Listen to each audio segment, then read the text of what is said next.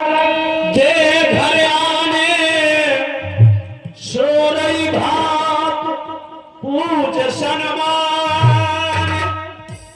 हाँ दीपक दादाजी गुजरवासी और 200 गहे चरण सिय सहे सहे बहो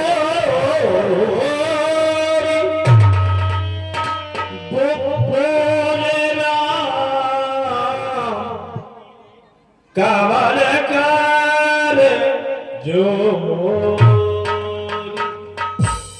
दीनों पर दया करने वाले, बोले राम, दीनों पर दया करने वाले, सूर की आभा को प्रभावित करने वाले हे श्रद्धे, अगर आपको इस सेवक से कोई कार्य था तो मात्र आप एक संदेशा भिजवा देते, ये चरणों का दास राम आपके चरणों में प्रस्तुत हो जाता। लेकिन नहीं नाथ नहीं, आपने ऐसा कदाचित नहीं किया।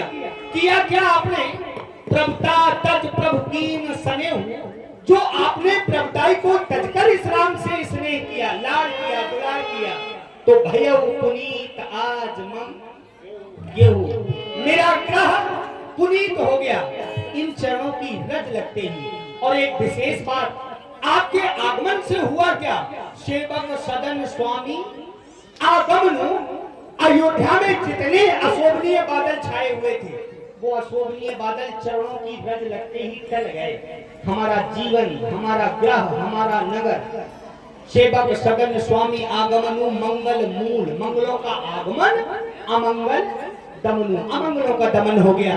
ऐसा नहीं, मुझे पूर्ण विश्वास है कि आप इसी भांति हमारे जीवन पर महती कृपा दृष्टि बनाए रखेंगे। आपके चरणों में सत सत नहीं, कोट कोट प्रणाम। लेकिन नाथ, अब मैं जानना चाहता हूँ आपका अचानक आगमन क्यों? अब आयस होए सो कहो गोसाई, सेवक लाहि स्वामी से कहे ना कहे, मेरे लिए क्या आदेश है, क्या है? बेटा राम, बारान राम गुणशील स्वभाव, बोले प्रेम पुलक मुनि राव। जहां तक तुम्हारे स्वभाव और गुणों की व्याख्या की जाए तो कहां तक कर सकता हूं? तुम्हारा वो शील, तुम्हारा स्वभाव, तुम्हारी वाणी की मधुरता एवं शब्दावली को सुनकर के तुम्हारा गुरु अति प्रसन्न है। जय हो आपकी। तुमने कहा कि प्रभुता तज प्रभु कीन स्नेहु, हमें बुला दिया होता, ये सत्य है, मैं जानता हूँ, तुम चले जाते, लेकिन तुम्हारा प्रेम मुझे यहाँ तक खींच कर लाया है।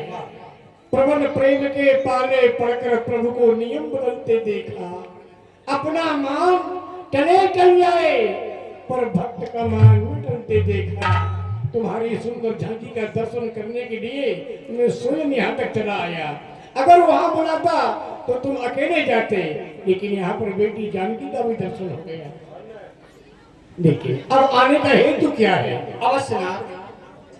भूप सजेऊ अभिषेक समाजू, चाहत तेन तुम्हें युवराजू। मुझे तुम्हारे पिता महाराज श्री दशरथ तुम्हें युवराज के पद पर आसीन करना चाहते हैं और अपना भार, राज्य का कार्य तुम्हारे मजबूत कंधों पर डालना चाहते हैं। इसलिए राम राम करो सब संयम आजू, और जो विधि कुशल निवाहे काजू।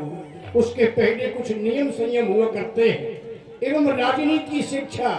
तो बस केवल इतना ही कहूंगा, तुम सब कुछ जानते हो, तुम्हें क्या बताना है। राजा कैसा होना चाहिए? तो मुखिया मुखसो चाहिए, खान पान को एक, और पाले पोसे सकल अंग तुलसी सहित विवेक। बस राजा ऐसा ही होता है। हे नाथ, आपकी आज्ञा मुझे सुधार है, क्योंकि तुम सब भांत परम हितकारी। आज्ञा सिर पर नाथ तुम्हारी, सिर धर आयस करिए तुम्हारा परम धर्म। यह नाथ हमारा, मैं विशेष नियम संयम से रहूंगा, आप किसी प्रकार की कोई चिंता नहीं। जय हो। पर मैं जाता हूं। अवश्य। गुरु सिख